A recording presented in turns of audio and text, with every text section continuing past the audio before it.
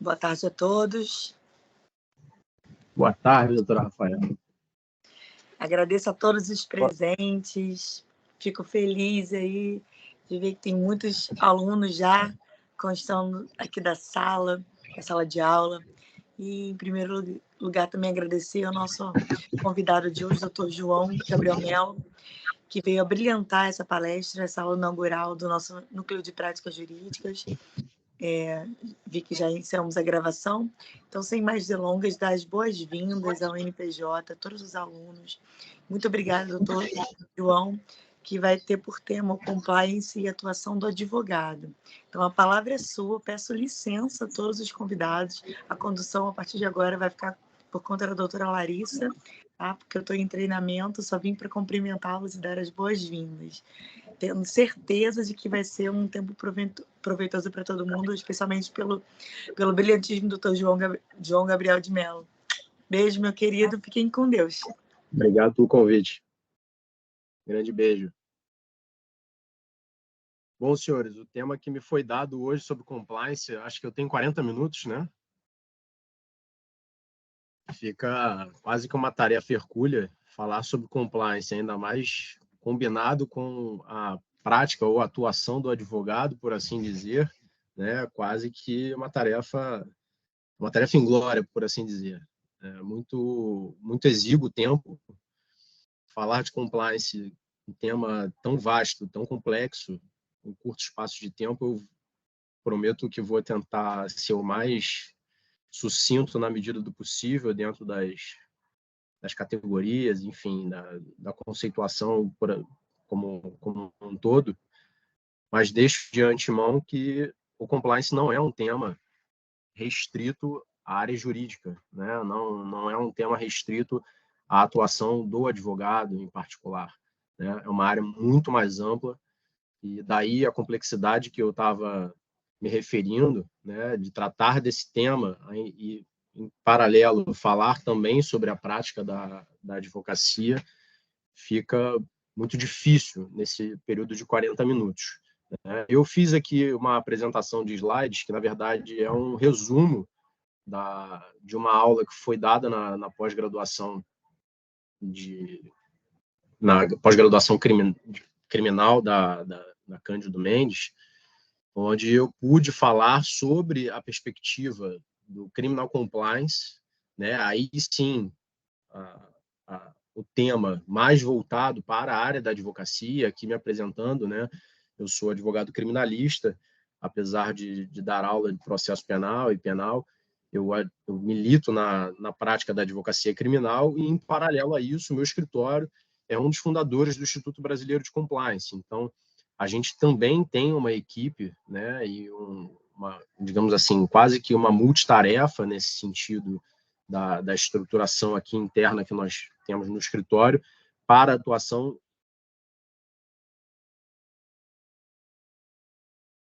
funde com a nossa atuação em casos seja de implementação de programas de compliance nas empresas, seja de revisão, monitoramento e até mesmo de treinamento das equipes, né, das empresas que nos contratam, não se combinam.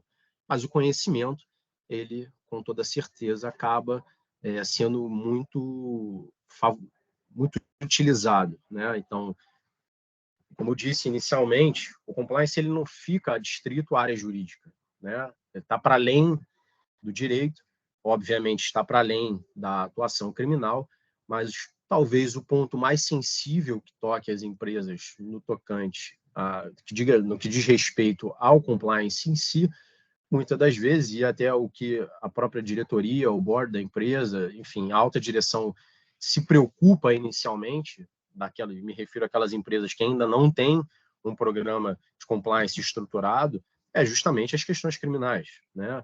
Também tem muitas questões administrativas, tributárias, enfim, trabalhistas, que têm consequências para o empresariado, mas as consequências criminais acabam que é o que mais ali provoca uma preocupação nos empresários.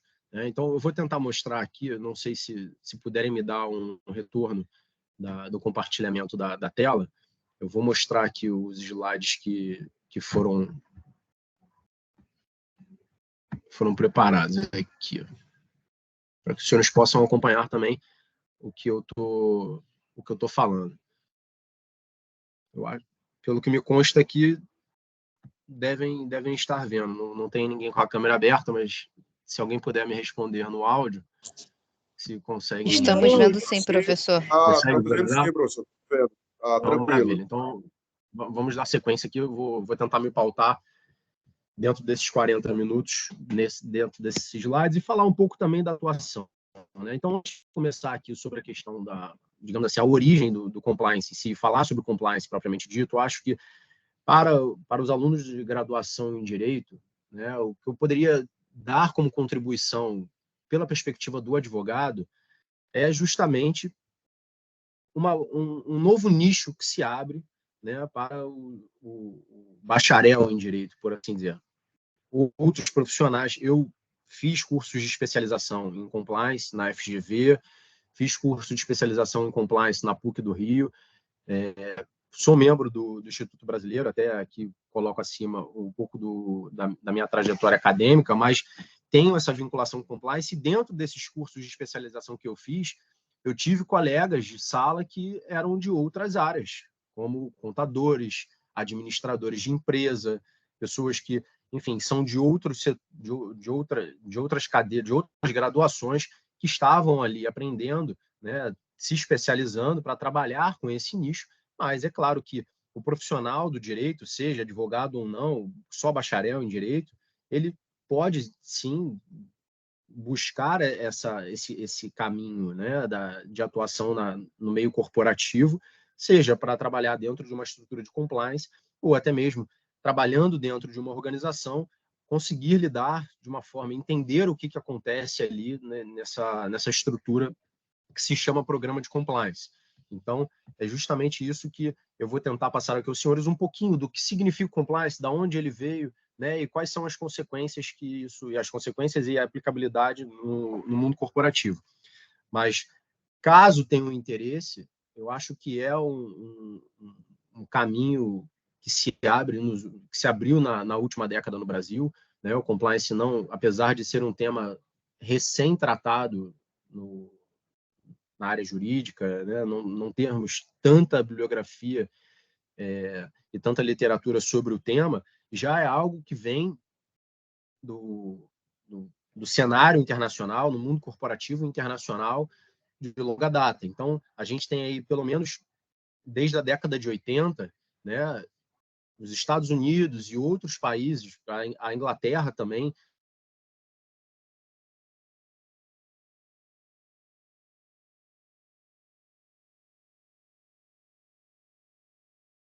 esse período da década de 70, da década de 80. Então, a gente teve aí esse grande caso emblemático, que foi do presidente Richard Nixon, né, nas eleições dos Estados Unidos, em 1972, que levou à própria renúncia dele, né? Então, o termo follow the money, essa expressão ficou muito popular na época.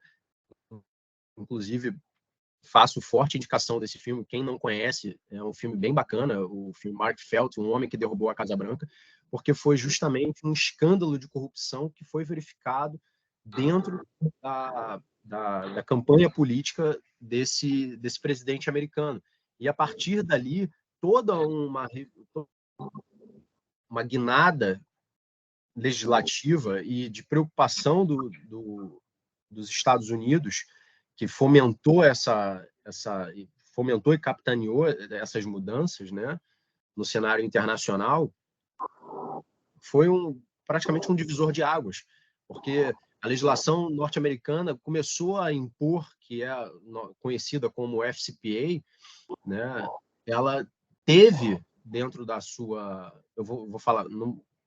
Dado o tempo exíguo, não vou conseguir tratar das legislações internacionais, vou falar só das legislações brasileiras, mas o FCPA ele tem uma característica de extraterritorialidade, de sua aplicação para além das fronteiras americanas, que começou a impor a um cenário internacional todo um novo olhar para essas questões de corrupção em particular, né? De lavagem de dinheiro, enfim. Então, o mundo corporativo começou a precisar se ajustar, e as empresas americanas reclamaram muito no início dessas implementações, porque se viam obrigadas a disputar no cenário internacional em pé de desigualdade, uma vez que dentro do seu próprio território estavam sendo dura e severamente punidas, né, por essas infrações, enquanto as empresas mundo afora continuavam praticando toda a sorte de criminalidade que existia e continua de alguma forma existindo, mas hoje com um regramento e com muito mais filtros, né, por assim dizer, de verificação, né, de não só da parte de fiscalização e da parte também de investigações, mas também na parte de prevenção. Então, as próprias estruturas, a própria corporação, ela passa a se auto-verificar, né? Ela passa a analisar, se autoanalisar de forma preventiva. Então, o compliance ele tem justamente essa origem que eu mencionei, mas com esse objetivo, né? Então, a origem da palavra vem desse verbo de comply, significa não necessariamente estar em conformidade, quase que um jargão e um sinônimo que se coloca no popular, que ter compliance, ter uma estrutura de compliance, é se colocar em conformidade, não só com a legislação, mas com as próprias regras políticas internas, né? E não se limita a essa, digamos assim, atribuição, é muito mais do que isso, né? E também não se limita ao direito penal econômico, não é uma política contra a corrupção, de combate à corrupção, mas significa evitar e criar uma estrutura, possibilitar uma estrutura dentro do meio empresarial, daquele conglomerado empresarial, ou de uma empresa em particular, né, que consiga detectar e prevenir, na medida do possível, determinados riscos, determinados danos, determinadas infrações, seja pelos seus próprios colaboradores, funcionários prepostos, ou até mesmo por terceiros, né? Então, dentro, como eu estava mencionando, o FCPA, houve punições com base na legislação americana em empresas estrangeiras pela prática de condutas de terceiros. Terceiros que me refiro à própria empresa. Então, não eram funcionários diretamente ligados a determinada empresa, mas a empresa X, YZ estavam respondendo com base na legislação americana, fora do território americano, pela prática dessas condutas. Então, perceba a extensão, né, de aplicação dessa legislação americana. Bom, ainda dentro desse panorama da origem, né, da chamada genealogia do compliance, né, nada mais é, de forma bem resumida, do que uma estrutura, né, que é construída, que é criada a partir do zero para aquela empresa em particular, né? Então, é um novo setor que surge dentro de uma determinada empresa ou de um determinado conglomerado empresarial, que vai fazer toda uma prevenção, uma detecção das práticas que são ali realizadas dentro daquele nicho empresarial, dentro daquele escopo de trabalho, né? Então, providências precisam e devem ser adotadas de forma preventiva, de forma a treinar os seus funcionários, de maneira a fazer uma autoverificação para que, caso haja algum tipo de infração, seja ela civil, administrativa, criminal, ou até mesmo dos valores e da política da empresa, haja ali um tratamento dessa questão, de preferência de forma antecipada, né? E aí é onde entra a parte jurídica, porque se o sistema, se essa estrutura de compliance, ela de alguma forma ela não detecta, ela não percebe, não trata determinado caso, determinada situação que aconteça antes que as autoridades, a depender ali do nível ou da competência da infração que está sendo cometida, comecem a verificar, tenham o conhecimento do fato e comecem a fazer alguma investigação, se essa estrutura ela não tem esse trabalho preventivo, é praticamente como se ela nada tivesse feito, como se o trabalho, a estrutura de compliance ela não cumpriu com o seu papel, né? E aí as sanções, as punições são muito mais severas, já não, e aí não só das pessoas físicas envolvidas, obviamente, que serão ali investigadas e a depender da situação e do andamento do procedimento de investigação, serão punidas, mas as sanções atingem de forma mais severa a pessoa jurídica, né? Então, falar em compliance, obrigatoriamente a gente fala também de integridade e conformidade, né? Coloquei aí, são quase como se fossem palavras mágicas dentro de uma estrutura de compliance, né? A integridade é até um sinônimo que se coloca dentro da estrutura de compliance, né? E que são vulgarizadas em alguma medida, né? O que significa e espelha essa realidade de estar em conformidade, de estar em integridade, né? Existem pilares que são pré-determinados, que são construídos como base dessa estrutura empresarial, né? Então é quase como se fosse o compliance, ele se torna a estrutura e a base desse meio corporativo para dar alicerce às práticas que dali continuarão a ser desenvolvidas. Então, tudo o que se a empresa ela já tem contrato, se a empresa ela já tem atividades em andamento antes da estruturação de um programa de compliance, tudo isso precisa ser revisto, tudo isso precisa passar a estar de acordo, aí entra a questão de conformidade com essa nova estrutura que está sendo implementada, né? Uma empresa que surge, que já é construída com esse segmento, com um programa de compliance, é outra coisa, né? Digamos assim, ela já nasce com uma certa blindagem, ela já nasce tendo toda essa perspectiva, né? Agora, quando a empresa ela já existe, principalmente quando a gente fala de grandes empresas, esse setor de compliance, essa estrutura, ela é proporcionalmente, ela está diretamente, o seu tamanho é proporcional ao tamanho da empresa, das atividades, enfim, que ali são desenvolvidas, né?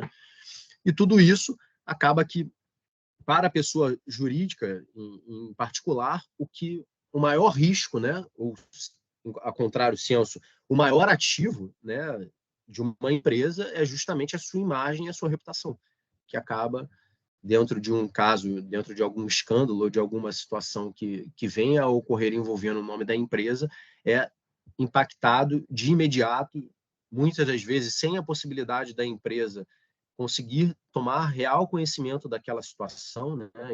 Então, o que vem a acontecer ali, muitas das vezes, tem um impacto imediato e sem possibilidade da empresa contornar e remediar. E aí entra a importância de uma estrutura bem definida e bem sólida de compliance para a empresa em si. Então, não pensando mais na pessoa física, do sócio, do dono ou do board, enfim, do que quer da pessoa física que seja, mas pensando na empresa. O que precisa se, o que, digamos assim, a maior proteção ela é colocada justamente em cima da imagem e da reputação.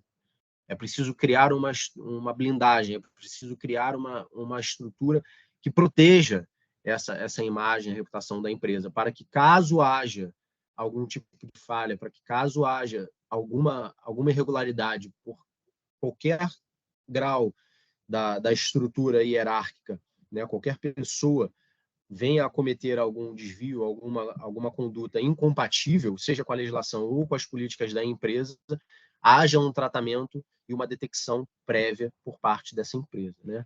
E aí a gente precisa falar da questão custo e investimento, né?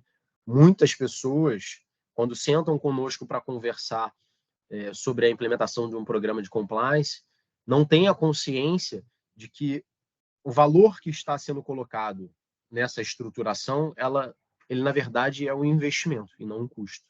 Porque o custo que pode acontecer, advir de alguma violação ou da não prática de integridade, ele pode ser altíssimo e, inclusive, levar o risco reputacional da empresa a ser abalado ou ser destruído, e até mesmo, como a gente vai falar da legislação de corrupção, das obrigatoriedades de programas de compliance a determinados nichos corporativos e empresariais.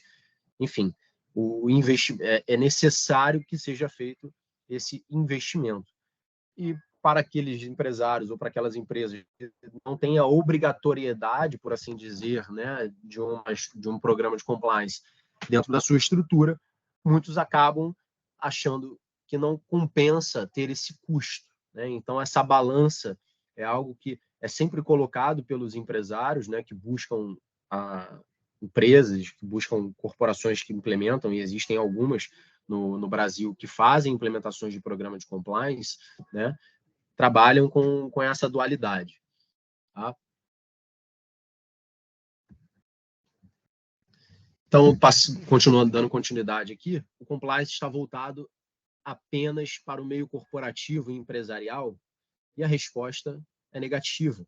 Hoje a gente já começa a ver alguns estados, e aí vindo para a realidade do Brasil, em particular, a gente já começa a ver alguns estados, assim como o nosso estado, Rio de Janeiro, já salvo engano, no governo que começou em 2018, com o governador Wilson Witzel, teve a controladoria do estado implementada dentro da estrutura, passaram a fazer revisões de contratos, então já existe uma revisão do próprio setor público, da própria administração pública com relação às políticas de integridade. A gente tem legislações próprias, eu vou falar mais à frente com vocês, né, tanto a nível federal,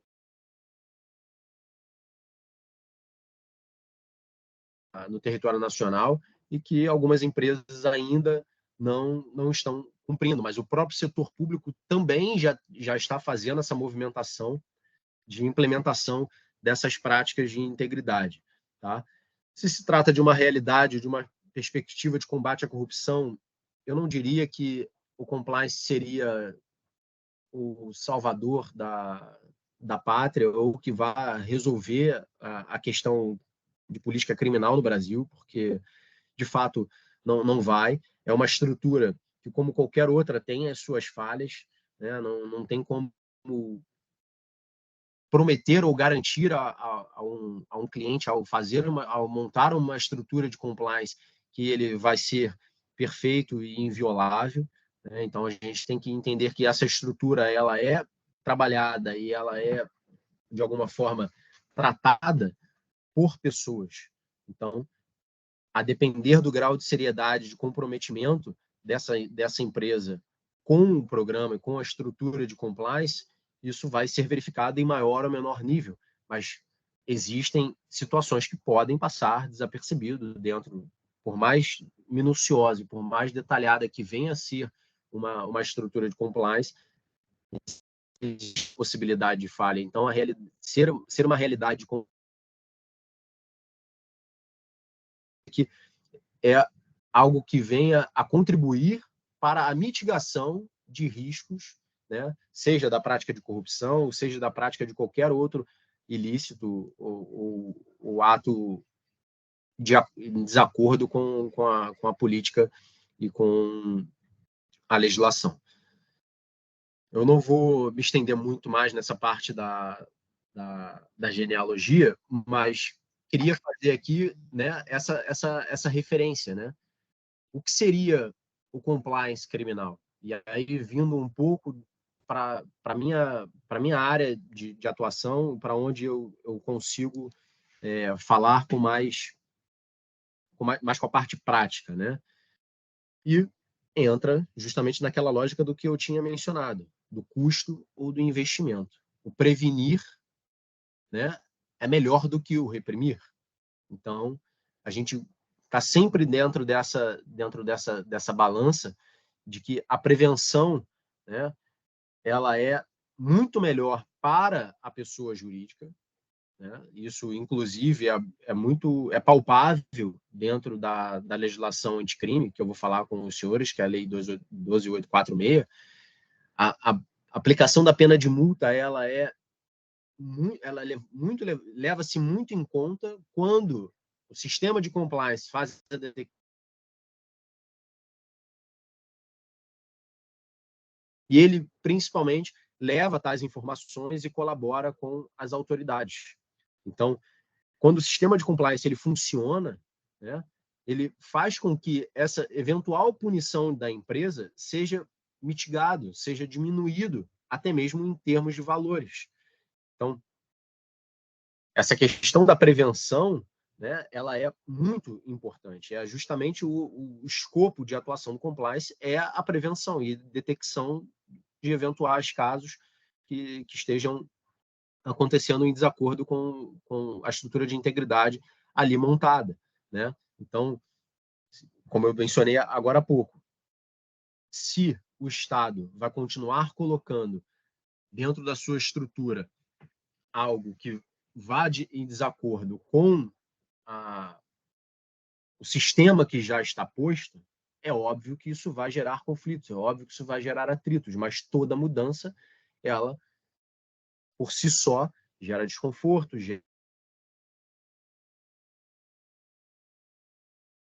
moduladas no passo a passo da implementação, né? O comprometimento ele é muito importante. Isso no setor público, no setor privado é, digamos assim, mais palpável e mais fácil de lidar do que no setor público, mas mesmo dentro do setor público é preciso criar esse conceito, é preciso criar essa cultura que a gente chama de compliance, de que estar em integridade, estar em conformidade é muito melhor do que eventualmente incorrer em algum tipo de participação ou coparticipação em algum ilícito, né? As convenções internacionais eu não vou conseguir abordar com os senhores de forma mais detalhada, mas eu coloquei aqui, depois eu disponibilizo esses slides para que possam ver com mais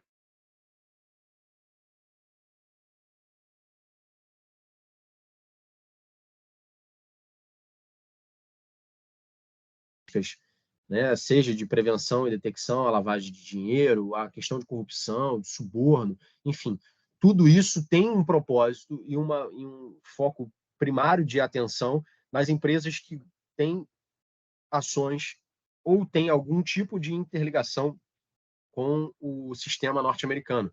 Porque, como eu disse, a legislação americana, o FCPA, ela tem como característica a questão da extraterritorialidade e as suas sanções elas atingem as empresas mesmo que fora do seu território, mesmo que não sejam empresas americanas.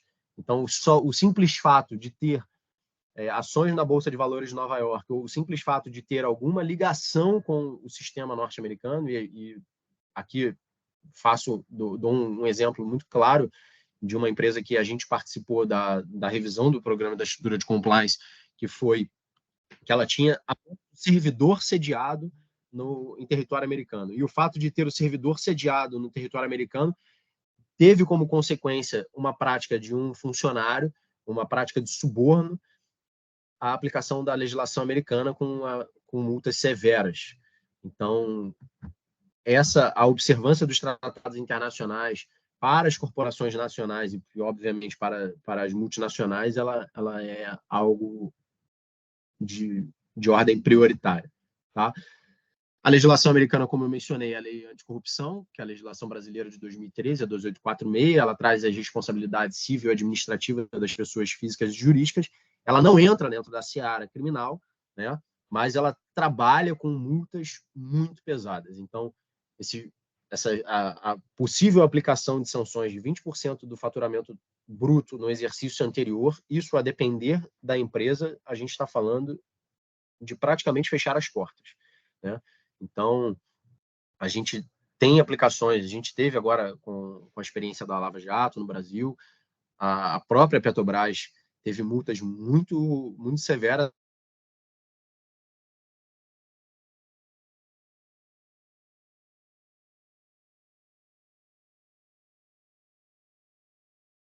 frente ao caso da Petrobras em 2018, né? Anunciou ter fechado um acordo com a SEC e o DOJ, que são órgãos de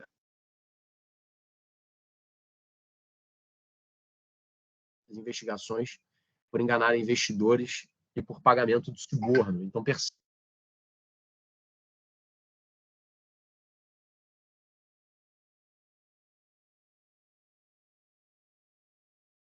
fora do território nacional. Isso sem contar as multas que a Petrobras acabou por pagar, né, com base na Lei 12846, que eu mencionei agora há pouco, né? E aí, o Decreto-Lei 8420,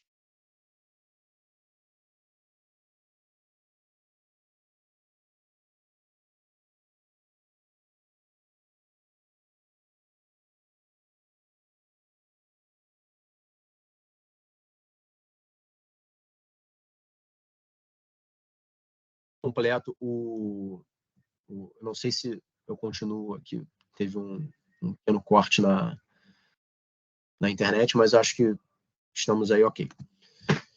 Então, o que está em vigência atualmente no Brasil como norma de aplicabilidade da lei anticorrupção é o decreto 11.129. Também não vou ter tempo de abordar as especificidades dele, mas saibam que a aplicação da lei 2846 ela depende desse decreto 11.129, né, a partir de 2022.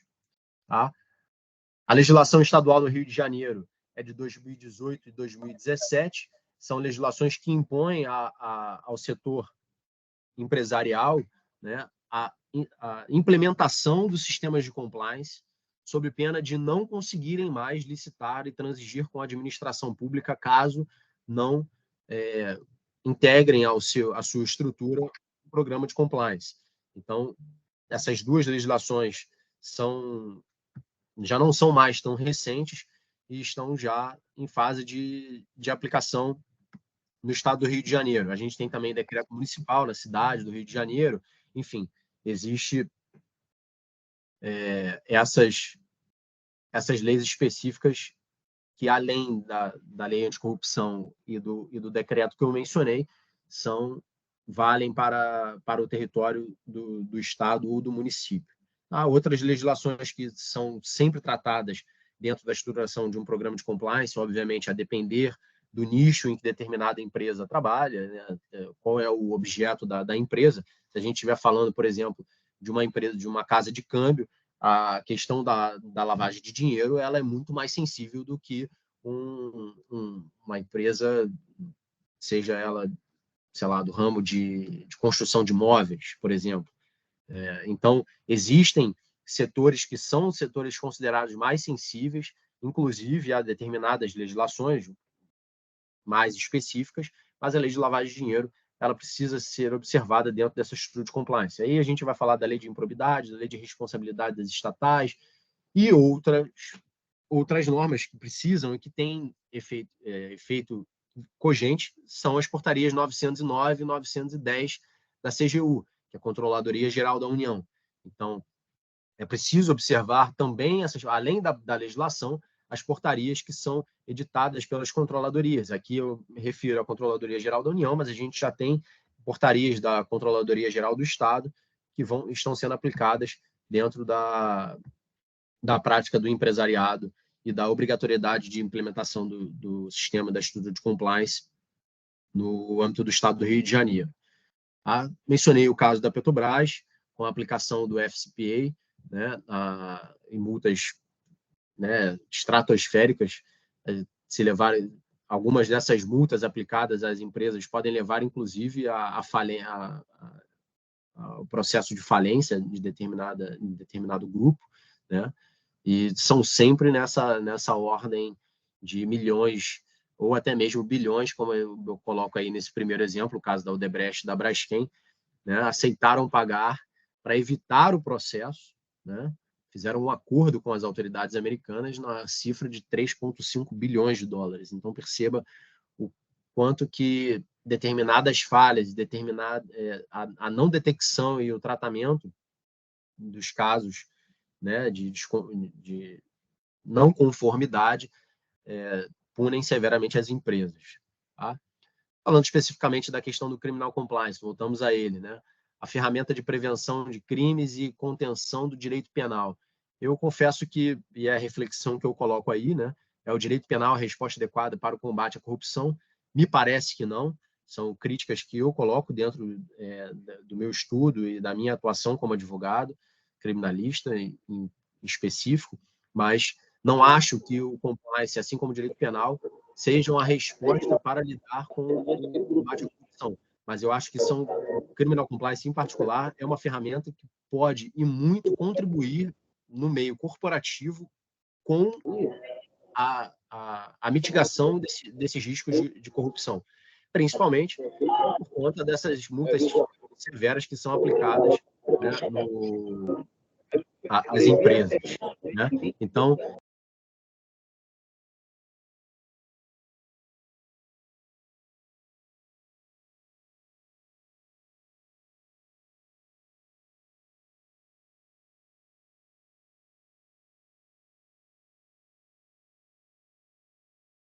O professor ficou mudo. Professor João, seu microfone está mudo. Voltei? Voltou, agora Acho que voltou. sim. Maravilha. Não sei de onde eu parei de falar aqui, mas o que eu estava me referindo era justamente nessa questão do aumento das penas, né, serem considerados uma solução para o problema da criminalidade. Então, é quase como se fosse uma analogia ao criminal compliance, uma estrutura de compliance ser uma forma de resolver o problema da criminalidade. E não é. Da mesma maneira que o aumento das penas se demonstrou ao longo das últimas décadas, né? A gente tem vários exemplos, a questão da lei de drogas, enfim, a própria aplicação, maior severidade da lei de lavagem de dinheiros. Agora, com o pacote anticrime, também tiveram mudanças significativas nas leis extravagantes criminais, e que isso não faz com que o problema... Se olhar assim para a parede, está tudo lá. Alô? Estão me ouvindo? Não sei se... Estamos lhe ouvindo, professor. Agora tem outra pessoa com o microfone ligado. Esse aqui tinha voltado ao mudo, mas dando continuidade. Vou tentar acelerar um pouco. Está carregando até agora. Dentro do tempo ali tratado com... Tem um fone ligado, professor. Alguém fez alguma pergunta? Não? Acho que o microfone devia estar aberto sem querer. Bom, vou falar aqui, depois eu passo os slides, não vou conseguir tratar todos com os senhores e as senhoras, mas vou avançar aqui, depois eu envio os slides e me coloco à disposição, seja por meio das redes sociais, ou seja por e-mail. Eu tenho meu e-mail lá no início, tá? Me coloco à disposição para eventuais dúvidas ou questões que estejam nos slides, ou até mesmo fora deles, para que a gente converse em particular com mais calma. Mas aqui as agências de inteligência e de fiscalização que trabalham, né, nesse monitoramento pela parte da administração pública, né? Obviamente, o Ministério Público e a Polícia Judiciária são os mais conhecidos, né, e o que pensa serem mais atuantes, mas a gente não pode esquecer que o COAF, né, o Conselho de Controle de Atividade Financeira, que teve uma mudança de nome, depois voltou a ser COAF, enfim, a Receita Federal e as controladorias gerais, elas também têm uma atuação muito ativa e muito severa dentro das investigações de inconformidades e das violações da legislação brasileira, né? Então, as empresas também, não só as empresas, pessoas jurídicas, mas as pessoas físicas são impactadas diretamente pela atuação dessas agências de inteligência, né? Que trabalham todas de forma conjunta, a depender do caso, né? Então, o Ministério Público se vale muito, a Polícia Judiciária também acaba se valendo muito dos relatórios de inteligência do COAF, né? Dos relatórios dos escritórios, que eles chamam de IPs, da Receita Federal, para municiar ali as investigações, seja de cunho criminal, administrativo, na questão de improbidade, né? Então, esses órgãos, eles são muito atuantes na questão da detecção e de investigações no território nacional. E também tem o CAD, né? Que aí vai depender do nicho de atuação da empresa, também vai dever observância aí ao regramento do CAD, né? Falando um pouquinho sobre a questão da implementação e da construção de um programa de compliance ou de integridade para uma empresa, né? Não tem como falar de implementação de um programa de compliance antes de falar do comprometimento da alta direção. Então, se a alta direção, se o board da empresa, se o sócio, enfim, a depender ali do tamanho da pessoa jurídica, né, e da sua estrutura, não estiver de fato comprometido com essa implementação, não dá nem para começar o primeiro passo. Então, é preciso haver um comprometimento, uma seriedade dentro desse trabalho, porque se a empresa, como eu mencionei lá no início, ela já existir, é preciso fazer todo um levantamento dos contratos, das atividades em andamento, né, e até mesmo do que já passou, que eventualmente já tenha ou rescindido o contrato e as atividades, ou que por alguma razão já tenha sido concluído o escopo do contrato. Tudo isso vai precisar passar por uma análise, né? Exatamente para que seja modulado esse programa de acordo com as necessidades e com os pontos mais vulneráveis, que a gente chama dos red flags, né? A priorização de estratégias para esse programa de compliance. para que ele possa depois girar e conseguir ter uma atuação mais direcionada para esses setores sensíveis, não que os demais não serão observados, não serão tratados, mas terão ali a sua observância e o seu grau de importância escalonado dentro da estrutura daquela empresa em particular, né?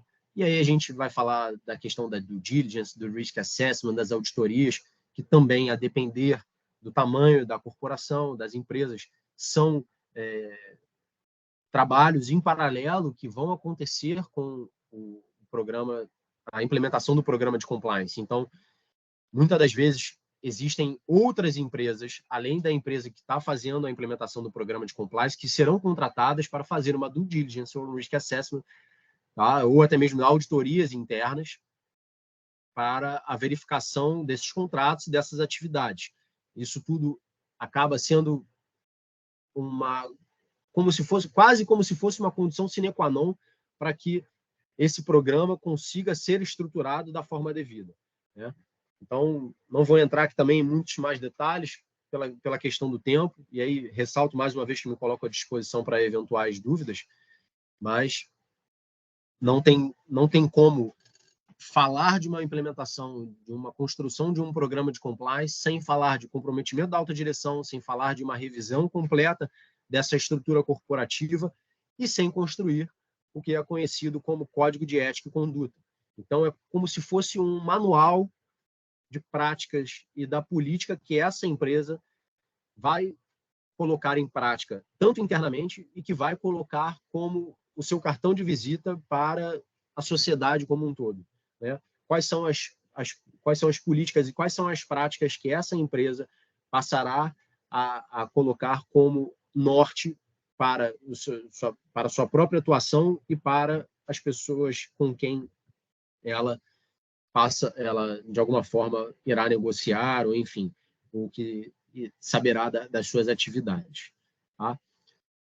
A estruturação de uma equipe de compliance, ela é algo muito minuciosa e boa parte do tempo desse programa de implementação a gente coloca e dispensa a essa questão da estruturação. É uma nova equipe, podem inclusive ser de funcionários que já são da própria empresa, mas às vezes são contratadas novas pessoas, novos profissionais para esse setor, tá? Existe a figura do Compliance Officer, ou Chief Legal Officer, que às vezes acaba sendo confundido como responsável por tudo, não que ele não tenha uma maior responsabilidade, mas é claro que não é o único responsável pelo programa e pela sua aplicabilidade, né? Existem outros profissionais que também são muito importantes, são peças-chave dentro do programa, mas o Compliance Officer acaba que concentra em si uma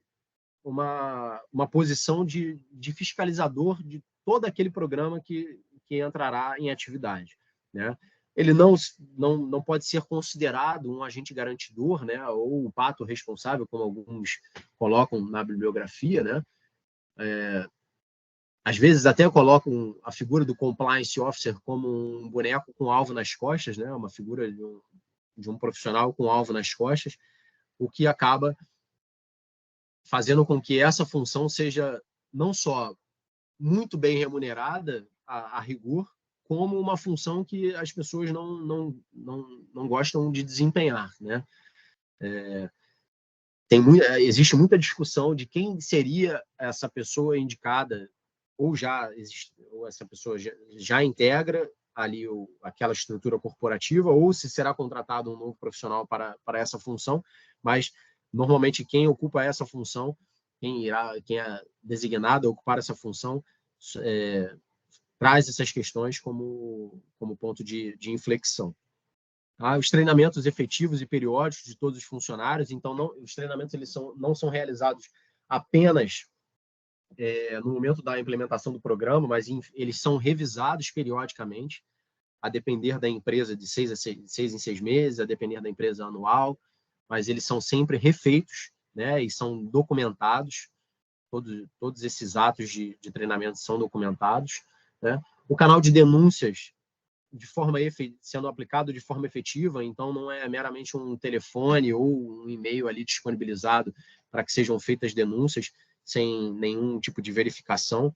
Então, a efetividade do canal de denúncia é algo que, inclusive, é muito levado a sério dentro da aplicabilidade das sanções da lei anticorrupção, como eu mencionei há pouco, a 2846, controle e monitoramento, revisão do programa.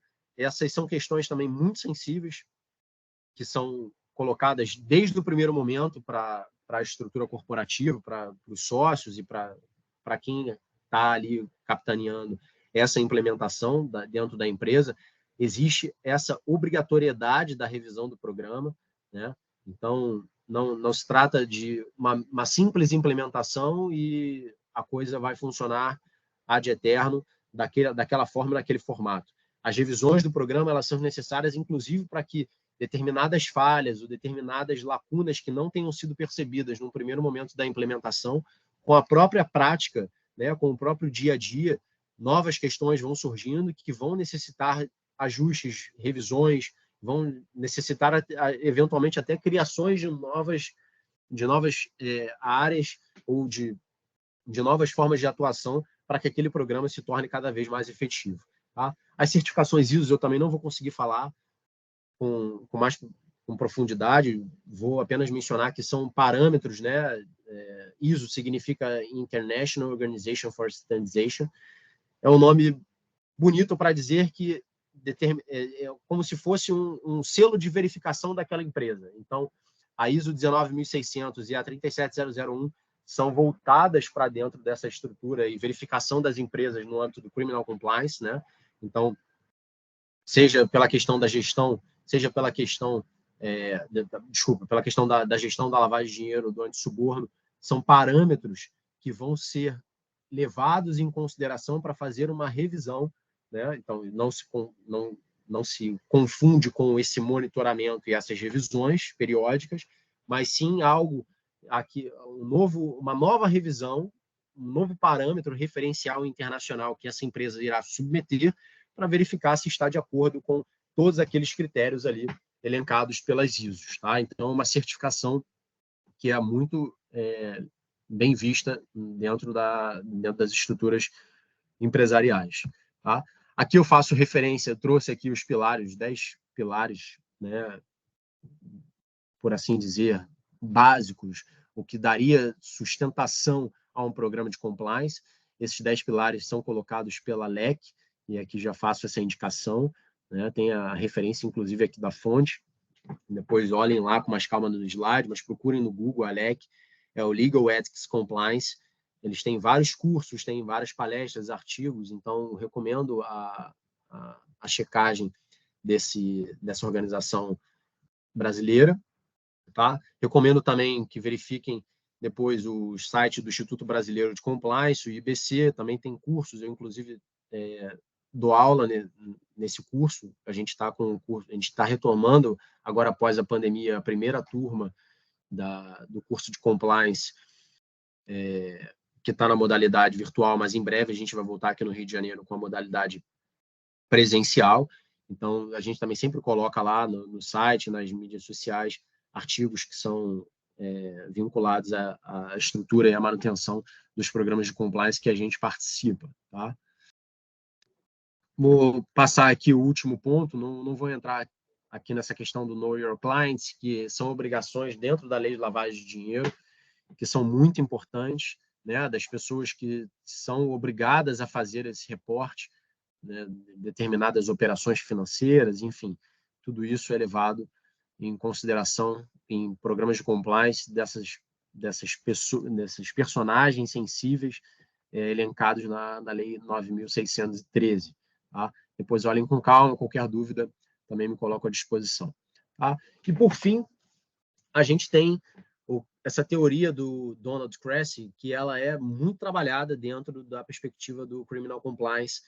Quando a gente fala com o empresariado, quando a gente dá os nossos programas de treinamento, a gente leva em consideração essas categorias que foram criadas, né, desenvolvidas na teoria do Cressy, que é justamente o triângulo da fraude. Né? Ele trabalha com essa tríade, ou triângulo, essa figura geométrica triangular, né, da racionalização, da pressão e da oportunidade. Ele diz que, dentro da sua teoria, de forma muito sintética, que o agente ele só irá cometer alguma fraude, ele só cometerá algum desvio se ele se sentir de alguma forma pressionado ou motivado para aquela prática de conduta, se houver alguma necessidade, né?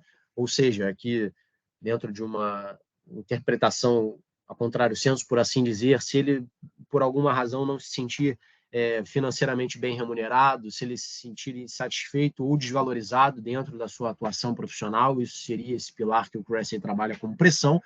A questão da oportunidade, né? Ele coloca como conhecimento para a prática de tal ato. Então, o agente ele só pratica determinada conduta se ele tiver o conhecimento daquela atividade que ali está sendo desenvolvida, e ele coloca tudo isso sobre a ótica da racionalização, né? A classificação desse ato como aceitável, justificável, e essa aceitação ou justificação ela se dá em um amplo espectro, né? Seja do cunho moral, pessoal, ou seja até mesmo dentro daquele contexto ali em que o indivíduo esteja inserido socialmente e corporativamente, né? Existem outros desdobramentos dessa teoria que colocam, enfim, aumentam essa figura geométrica, né, por um quadrilátero ou por um pentágono, né, colocando outros critérios, a capacidade, a disposição, enfim, não vou me estender muito mais aqui porque já passei do meu tempo, mas são questões que são colocadas dentro da implementação e da revisão dos programas de compliance quase como se fosse uma leitura, um raio-x da conduta desses profissionais e desses colaboradores dentro do mundo corporativo, né? Como que é possível fazer esse mapeamento e essa prevenção a partir da teoria desenvolvida pelo Cressey, tá? E aqui já me encaminho para o final, me coloco à disposição também para eventuais perguntas agora, e faço algumas recomendações bibliográficas. Essas aqui, a primeira do Rui Cunha Martins, A Hora dos Cadáveres Adiados, que tem uma perspectiva mais voltada para a área criminal, especificamente do processo penal. Uma outra leitura mais pela parte administrativa, né, As Raízes Legais da Corrupção, que trabalha a questão da burocratização, né, da criação de uma dificuldade para que haja ali uma suposta venda de uma facilidade, né? Então, esse livro do Hector Mayral é muito bom dentro dessa questão de combate à corrupção a partir da própria administração pública que fomenta essa estrutura, né? A continuação, a perpetuação dessa estrutura corrupta. O livro da professora Heloísa Estelita e do professor Arthur Gueiros, que trabalham também, o livro do professor Arthur Gueiros ele tem um capítulo dedicado à questão do compliance, já o livro da professora Luísa Estelita é mais voltado para a questão da responsabilidade mesmo dos dirigentes da empresa, principalmente pela perspectiva da ação, da conduta pela omissão. Tá? E aqui um manual de cumprimento normativo e responsabilidade penal das pessoas jurídicas, muito embora não se resume, não seja unicamente para as pessoas jurídicas, ele também fala aqui da responsabilidade dos empresários, mas é um manual bem completo, que tem artigos de professores espanhóis, mas também tem de professores brasileiros.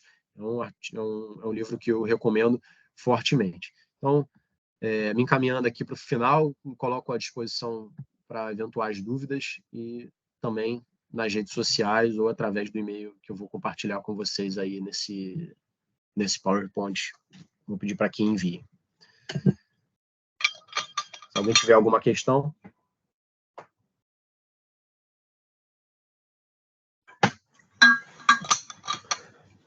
Bom, o silêncio é fulcral. Boa tarde, meu nome é Maria, sou aluna da Estácio aí. Eu queria saber, primeiramente agradecer, né? Ótima palestra. Eu queria saber o que o senhor pensa a respeito da reforma tributária, né? O que isso vai impactar para as empresas, se vai ser algo positivo ou negativo para o mundo empresarial. A questão da reforma tributária, ela é assim, muito sensível, né?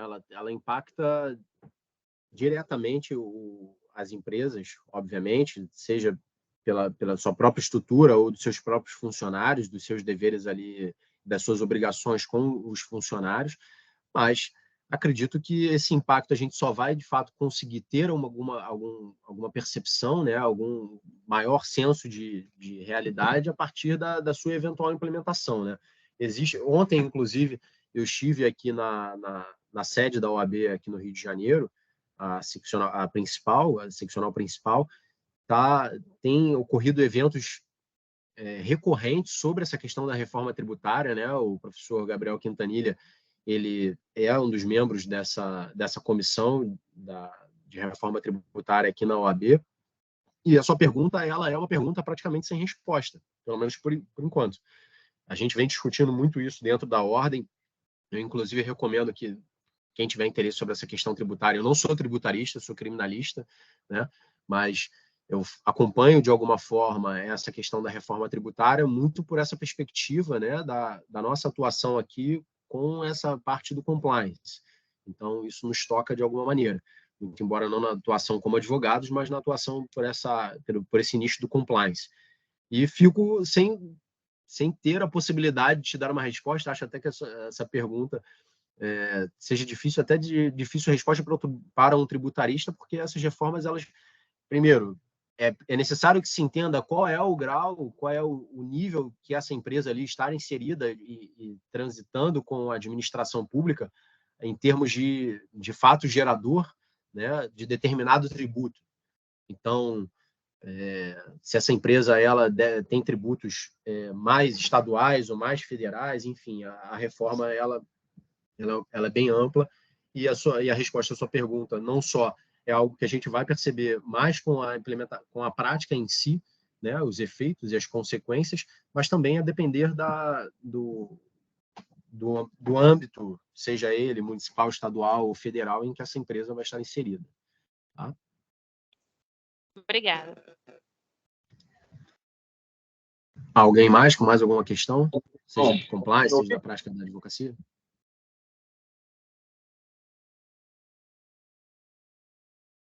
Acho que alguém tentou falar, não sei se cortou o áudio, não estou conseguindo ouvir. O senhor consegue me ouvir? Agora sim, consigo. Eu queria só, primeiramente, parabenizar pela explicação e fazer uma questão de custo. Assim, óbvio que cada um é cada um, mas qual é o custo dessa implementação do compliance, do profissional responsável por cuidar, né? Como o senhor fala até que fala, o pato responsável, né? Eu não entendi direito a sua pergunta. Qual é o custo de implementação ou qual é o grau de responsabilidade do compliance officer? Eu não entendi. Isso pode ser esse, o grau de responsabilidade, qual é o custo né, se é necessário pagar mais a esse funcionário do responsável pelo compliance? Assim, o compliance officer é como se fosse o chefe ali da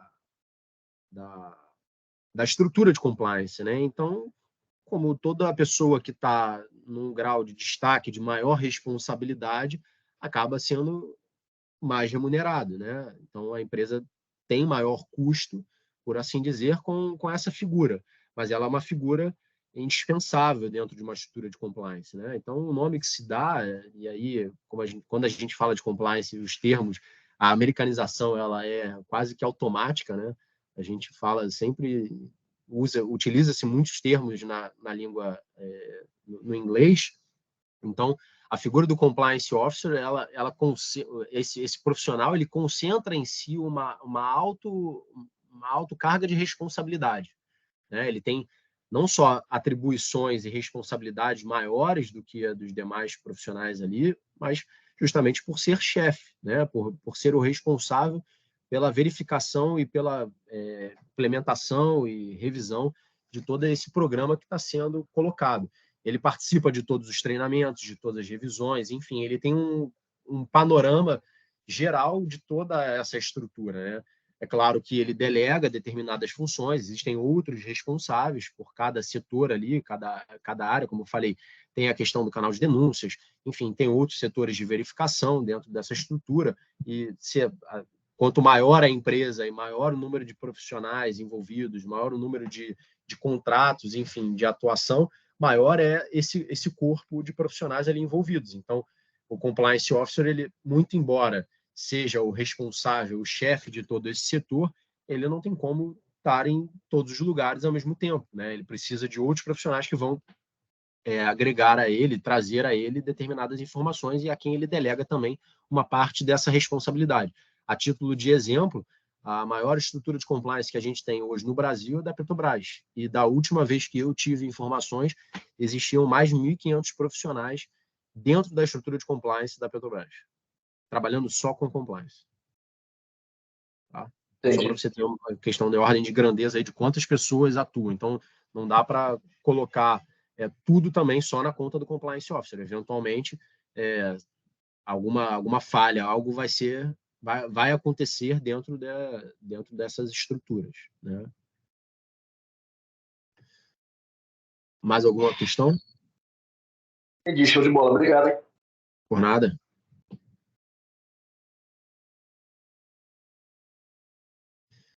Bom, me coloco aí à disposição mais uma vez. Agradeço a oportunidade da palestra, a doutora Rafaela, que é uma grande parceira, uma grande amiga.